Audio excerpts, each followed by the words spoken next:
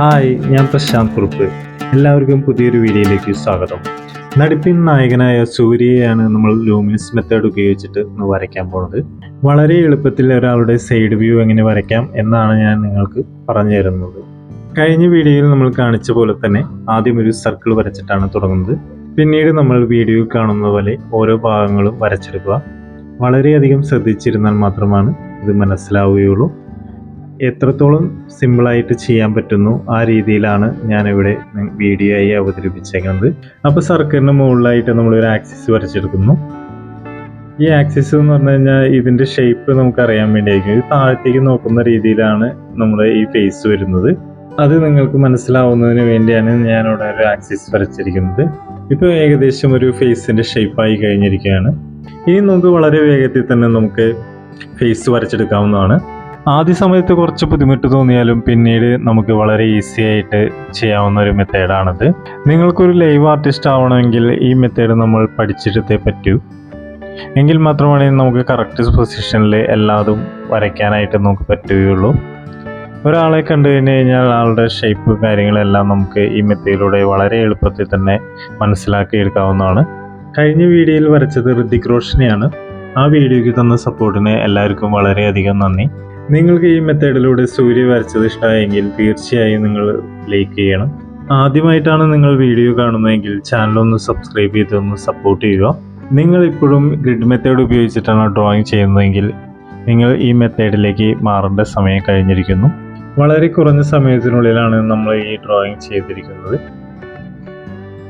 ഈ മെത്തേഡിനെ പറ്റി നിങ്ങൾ മുഴുവനായും മനസ്സിലാക്കി കഴിഞ്ഞാൽ വളരെ എളുപ്പത്തിൽ നിങ്ങൾക്കും ഇതുപോലെ വരച്ചെടുക്കാവുന്നതാണ്.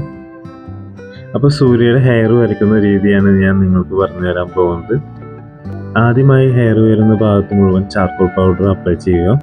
ഒരു എറൈസർ ഉപയോഗിച്ചിട്ട് വൈറ്റ് ഹെയർ വരുന്ന ഭാഗം മുഴുവൻ എറൈസ് ചെയ്തെടുക്കുക. പിന്നീട് നമ്മൾ ചാർക്കോൾ പെൻസിൽ ഉപയോഗിച്ചിട്ട് ഹെയറിൻ്റെ ഡയറക്ഷനിൽ വരച്ചെടുക്കുകയാണ് ഞാനിവിടെ ചെയ്തിരിക്കുന്നത്. പിന്നീട് നമ്മളൊരു വൈറ്റ് പെൻസിൽ ഉപയോഗിച്ചിട്ട് വൈറ്റ് ഹെയർ വരുന്ന ഭാഗങ്ങളെല്ലാം വരച്ചെടുക്കുക. ഇത്രയും കാര്യങ്ങൾ നമ്മളിവിടെ ചെയ്താൽ തന്നെ അത്യാവശ്യം നല്ല രീതിയിലുള്ളൊരു ഹെയർ നമുക്ക് വരച്ചെടുക്കാൻ പറ്റും. പിന്നീട് നമ്മൾ ശ്രദ്ധിക്കേണ്ട കാര്യം ഫോർഹെഡ് വരയ്ക്കുമ്പോഴാണ്. ഒരു ഡാർക്ക് പോർഷനിൽ നിന്ന് ഒരു ലൈറ്റ് പോർഷനിലേക്കാണ് നമ്മൾ വരച്ചു വരുന്നത്. ഹെയറും ഫോർഹെഡും തമ്മിൽ നല്ല രീതിയിൽ മാച്ചിങ് ആവുന്ന രീതിയിൽ വേണം വരയ്ക്കാനായിട്ട്. നമ്മളിവിടെ സ്കിൻ ടോൺ വരയ്ക്കുന്നതിന് വേണ്ടി ഡോംസിൻ്റെ പെൻസിലാണ് ഉപയോഗിക്കുന്നത്. ഇന്ന് നമ്മൾ വരയ്ക്കാനായിട്ട് ഉപയോഗിച്ചിരിക്കുന്ന പേപ്പർ ചാർട്ട് പേപ്പറാണിത്. ഏതൊരു സാധാരണക്കാരനും വളരെ ചീപ്പ് റേറ്റിൽ മേടിച്ചെടുക്കാൻ പറ്റുന്ന ഒരു പേപ്പറാണ് ചാർട്ട് പേപ്പർ. പണ്ട് കാലങ്ങളിൽ മുഴുവൻ ഞാൻ ചാർട്ട് പേപ്പറിലായിരുന്നു വരച്ചിരുന്നത്. ഇപ്പം മാത്രമാണ് നല്ല വില കൂടിയ പേപ്പറുകളിൽ വരയ്ക്കുന്നത്. ഡ്രോയിങ് നമ്മൾ പഠിച്ചു കഴിഞ്ഞാൽ ഏത് പേപ്പറിൽ നമുക്ക് വളരെ ഈസി ആയിട്ട് നമുക്ക് വരച്ചെടുക്കാവുന്നതാണ്. വില കൂടിയ പേപ്പറിൽ വരയ്ക്കുമ്പോൾ നമുക്ക് ഡ്രോയിങ്ങിൻ്റെ ലൈഫ് ഒരുപാട് കാലം നിൽക്കുന്നതായിരിക്കും. അതുപോലെ തന്നെ നമുക്ക് വരയ്ക്കാനായിട്ട് വളരെയധികം സ്മൂത്തും ആയിരിക്കും. തുടക്കക്കാർക്ക് ഉപയോഗിക്കാൻ പറ്റിയ ഒരു പേപ്പറാണ് ചാർട്ട് പേപ്പർ. ഒരുപാട് ആളുകൾ മെസ്സേജ് ചെയ്യുന്നുണ്ട് വില കുറഞ്ഞ പേപ്പറിൽ ഒന്ന് വരച്ച് കാണിക്കുമെന്ന്. ഈ മെത്തേഡ് നമ്മൾ ഒരുപാട് പ്രാവശ്യം പ്രാക്ടീസ് ചെയ്തതിന് ശേഷം മാത്രമാണ് നമ്മൾ ഫ്രീ ഹാൻഡ് ആയിട്ട് ഇനി വരയ്ക്കാൻ തുടങ്ങുന്നത്. ഡ്രോയിങ്ങിൻ്റെ ഡൗട്ട് ചോദിച്ച് വിളിക്കുന്ന ആളുകളുടെ പ്രത്യേക ശ്രദ്ധയ്ക്ക്. നിങ്ങളുടെ സംശയത്തിന് ഉത്തരമെല്ലാം ഫോണിലൂടെ പറഞ്ഞു തരാൻ എനിക്ക് വളരെയധികം ബുദ്ധിമുട്ടാണ്. നമ്മൾ വളരെ ഫാസ്റ്റായിട്ട് ഡ്രോയിങ് ചെയ്ത് തീർക്കാൻ വേണ്ടിയിരിക്കുന്ന സമയത്തായിരിക്കും നിങ്ങൾ ഡൗട്ട് ചോദിച്ച് വിളിക്കുന്നത്. നിങ്ങളുടെ എല്ലാവിധ ഡൗട്ടുകളും കമൻ്റായി ചോദിക്കുക.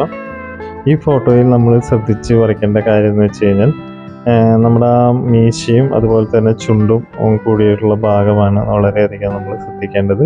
ആ ഭാഗം നമ്മൾ കൃത്യമായി വരച്ചില്ലെങ്കിൽ ഈ ഫോട്ടോയുടെ ഷേപ്പ് തന്നെ മാറിപ്പോയിരിക്കും. അപ്പോൾ നിങ്ങൾ ഈ പിക്ചർ വരച്ച് പ്രാക്ടീസ് ചെയ്യാൻ ശ്രമിക്കുക. അതുപോലെ ഞാൻ വരച്ച ഡ്രോയിങ് എത്രമാത്രം ശരിയായിട്ടുണ്ടെന്ന് ഉള്ള നിങ്ങളുടെ അഭിപ്രായം ഒന്ന് കമൻറ്റ് ചെയ്യുക.